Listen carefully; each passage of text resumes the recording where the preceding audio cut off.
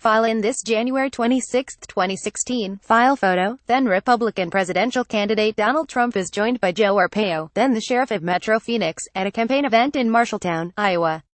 Trump recently said he may pardon Arpaio. Mary Altaf for Rep. Bedminster, NJ. President Trump is pressing forward with plans for a large-scale political rally in Phoenix next week, despite pleadings from the city's mayor and other elected officials not to hold a polarizing event while feelings remain so raw over the hate-fueled violence in Charlottesville. "I absolutely think it's inappropriate to be holding a political rally a few days after an innocent woman was mowed down by a neo-Nazi," said Rep. Ruben Gallego-Deras, whose district includes downtown Phoenix.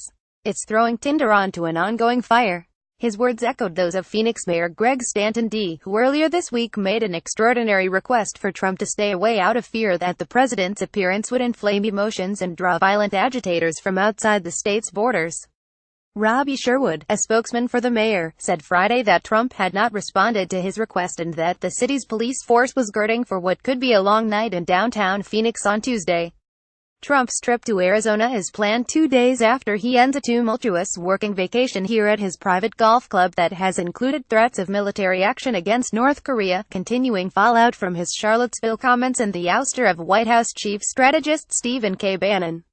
A spokesman for Trump's re-election campaign, which is staging the latest in a series of rallies in states where Trump prevailed last year, did not respond to a request for comment about the timing of the rally. The campaign continued to advertise the event on its website Friday, and it sent fresh information to media interested in covering the rally.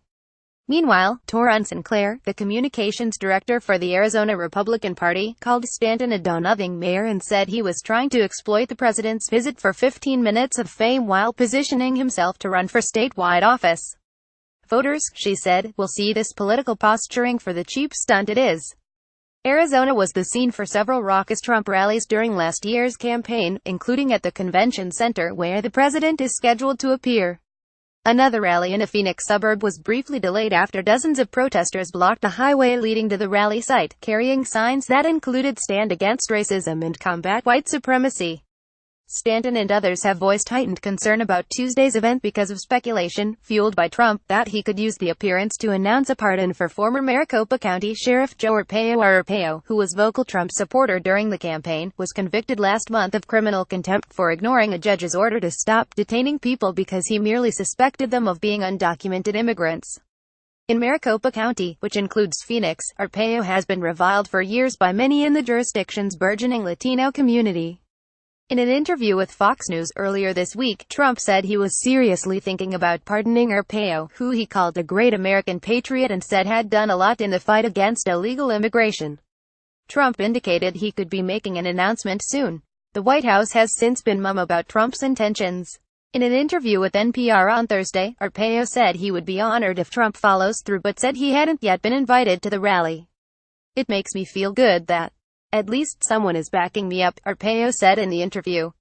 "And how much better can you get than President of the United States?" He also downplayed safety concerns surrounding Trump's planned rally. State Sen. Catherine H. Miranda D. said a pardon of Arpaio would be devastating for a Latino community that felt terrorized by the sheriff for many years. She urged peaceful protest but fears mayhem on Phoenix streets, particularly if Arpaio is pardoned during the visit. "It just keeps the hatred and racism alive," Miranda said. "If he does that, it's not going to be a good day here. What I fear is more chaos." She offered this advice to Trump: "We highly recommend the president visit Charlottesville and heal that city." The Phoenix Police Department has sought to reassure residents that it will be prepared for what could be a volatile mix of Trump supporters and anti-Trump protesters convening downtown on Tuesday. Earlier in the week, the city's police chief issued a message to the community relaying that it will have maximum staffing during Trump's appearance and that it has a pre-existing relationship with the FBI Joint Terrorism Task Force. "We're not immune from having a critical incident, but at the same time, we're prepared," said SGT. Jonathan Howard, a police spokesman. He cited the city's experience with past large-scale events, including major music festivals, the Super Bowl and this year's Final Four college basketball tournament. "I don't know what will go on," Howard said.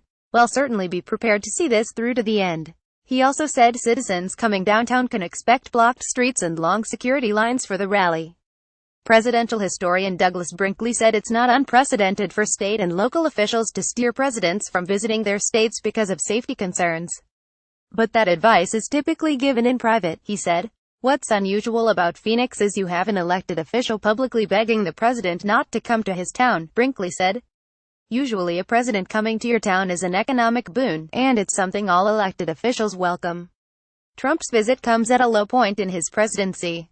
He is under fire from Democrats and Republicans alike for his comments about Charlottesville, particularly his assertion that both sides were to blame and that there were some fine people who marched alongside the white supremacists who organized last weekend's events. Trump is also facing staff turmoil, as evidenced by Bannon's ouster on Friday, and his stalled legislative agenda. Arizona's 2 Republican senators have been among Trump's most vocal GOP critics. Sen. John McCain provided the crucial no vote that doomed Trump's effort to repeal the Affordable Care Act. And even before Trump's comments on Charlottesville, Sen. Jeff Flake was critical of the direction Trump is taking the Republican Party. Earlier this week, Trump took to Twitter to say it was great to see that Flake has drawn a Republican primary opponent, and to criticize the incumbent senator for being weak on borders, crime and a non-factor in Senate. Gallego said that he fears the president's visit is designed to shore up support among his base voters and speculated that pardoning Arpaio could help that task. All he cares about is what's good for him, Gallego said of Trump, and it doesn't matter if people get hurt as a result.